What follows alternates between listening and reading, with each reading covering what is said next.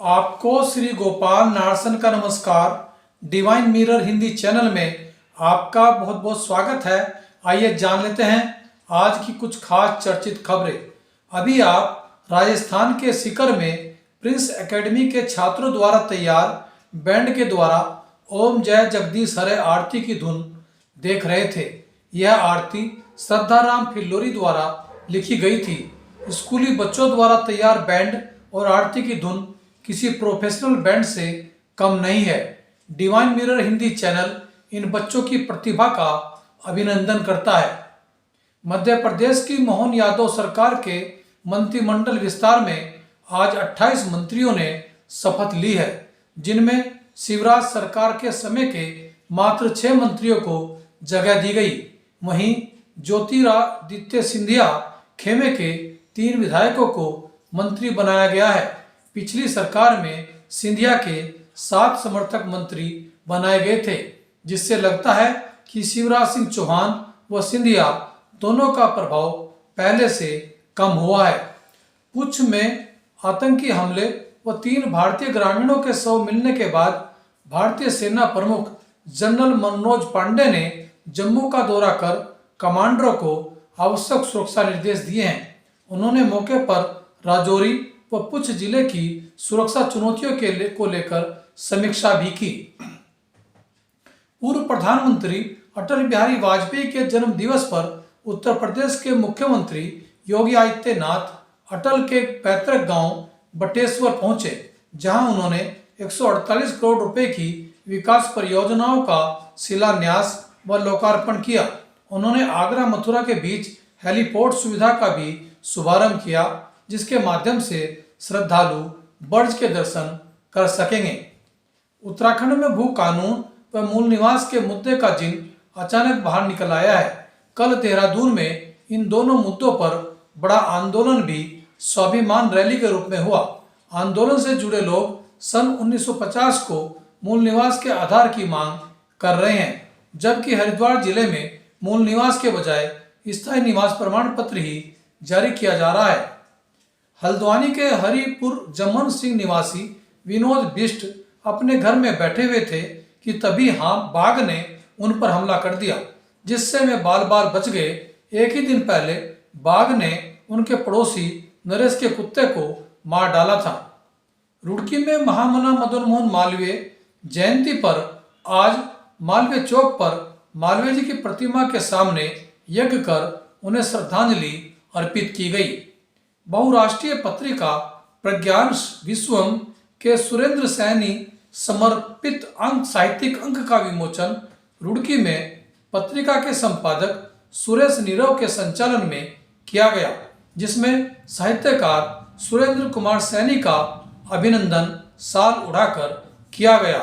साथ ही विशिष्ट अतिथि के रूप में डॉक्टर आनंद भारद्वाज, शालिनी जोशी, विजेंद्र पाल शर्मा, विनोद भ्रंग, घनश्याम बादल, नीरज नैथानी, पंकज त्यागी आदि ने काव्य पाठ कर सुरेंद्र कुमार सैनी के साहित्यिक योगदान की प्रशंसा की। आइए देखते हैं इस कार्यक्रम की एक झलक।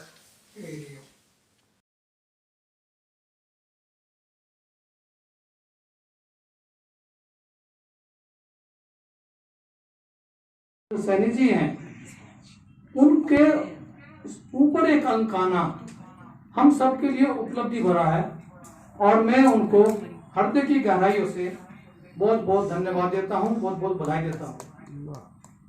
प्रज्ञान विश्वम आ गया, यह अंक बहुत ही भा गया। प्रज्ञान विश्वम आ गया, यह अंक बहुत ही भा गया। माँ सरस्वती के दुलारे सुरेंद्र नीरव मन को छा गया। कृतज्ञता अभिव्यक्त कर रहा हूँ, आवाज सबकी बन रहा हूँ। नव सर्जन भी आभारी है, हर सांस तुझ पर वारी है। साहित्य साधक को जो मान दिया, साहित्य साधक को जो मान दिया, उनका रचना संसार दिया। एक एक शब्द में खुशबू है, एक एक रचना में कौशल है। मनमोहक गुलदस्ता आ गया, प्रज्ञान विश्वम छा गया। यह अंत नहीं एक शुरुआत है, यह अंत नहीं एक शुरुआत है।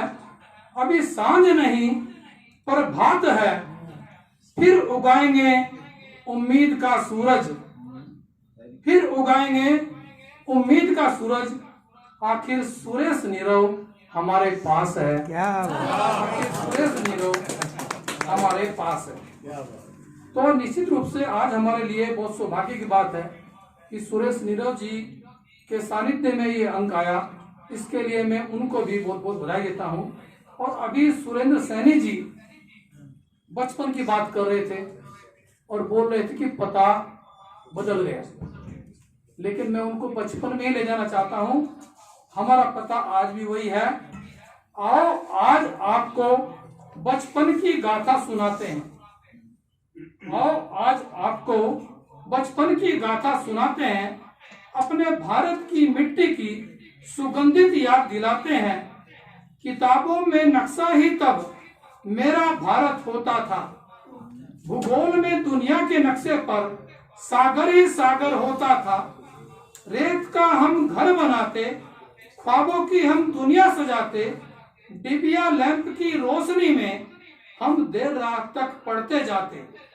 मनोरंजन के नाम पर तब दादी नानी की कहानी थी, उत्सुकता से सुनते रहते, हर कहानी उन्हें जुबानी थी। खूब खेलते छुपम छुपाई, लंगड़ी खेल भी प्यारा था। शारीरिक व्यायाम हो जाता, कुश्ती कबड्डी से नाता था। चाय नहीं दूध ही मिलता या फिर मट्ठा भाता था। पिज्जा बर्गर जन्मे न थे, हलवा पकौड़ी सुहाता था। नलके से तब पानी भरते, थपकी कपड़े धोती थी। कच्चे घरों की लेपन से तब मजबूती होती थी। चक्की चलाकर आटा बनाते, ओखली में धान कुटता था। चूल्हे में तब रोटी बनती, धुआं रसोई में भरता था। घर के कामों में माँ ही माँ, बाहर से पिता कमाता था। हम बच्चों के भविष्य के लिए कड़ा परिश्रम होता था। खुद कठिनाई झेलकर भी वे हमें सुविधा देते थे। हमारे चेहरे की मुस्कान के लिए पूरे दिन भूखे रहते थे। कहाँ गई वह अनूठी दुनिया, कहाँ माता पिता चले गए। इस छोटे से जीवन में लगता है हम चले गए, लगता है हम चले गए। नहीं लौटता अब वह बचपन, नहीं लौटेगी बीती जवानी। परमात्मा का बस ध्यान करो, जितना भी है जीवन पानी, जितना भी है जीवन पानी। मैं प्रज्ञान पुरुष पंडित सुरेश नीरव जी का बहुत आभारी कि उन्होंने मेरे जैसे अदने से साहित्यकार पर एक प्रज्ञान विष्णु का विशेषांक निकाला है। ये उनका मेरा कोई बड़प्पन नहीं है, ये उनकी मेरे प्रति स्नेह और लगाव है, सहृदयता है। मैं अपनी बात 4 लाइनों से शुरू करना चाहता हूँ जो मैंने पंडित सुरेश नीरव जी के लिए लिखी है। छोटे और बड़े शायर को देते वो एक सा सम्मान, छोटे और बड़े शायर को देते वो एक सा सम्मान। नवरचनाकारों को भी वो करते अपना मंच प्रदान, नवरचनाकारों को भी वो करते अपना मंच प्रदान।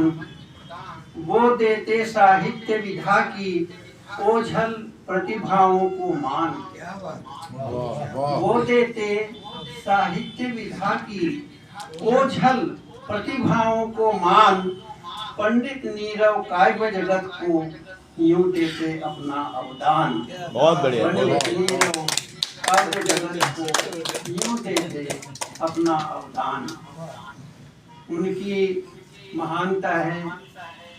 और मैं उन वरिष्ठ साहित्यकारों का भी बहुत आभारी हूँ जिन्होंने इस विशेषांक में मेरे लिए 2 शब्द लिखे हैं, जिनमें सर्वश्री डॉक्टर ज्ञानचंद मरमर जी बेंगलुरु से, डॉक्टर मधुकुल चतुर्वेदी जी सवाई माधोपुर से, श्री विजेंद्र पाल शर्मा जी सहारनपुर से, श्री नीरज नेथानी जी श्रीनगर गढ़वाल से, श्री सुबोध पुंडीर शरीफ जी रुड़की से, डॉक्टर आनंद भारद्वाज जी जो शिक्षा विभाग में उत्तराखंड में संयुक्त निदेशक हैं, डॉक्टर घनश्याम बादल जी और श्री कृष्ण सुकुमार जी, मैं आप सब लोगों का भी बहुत आभारी हूँ।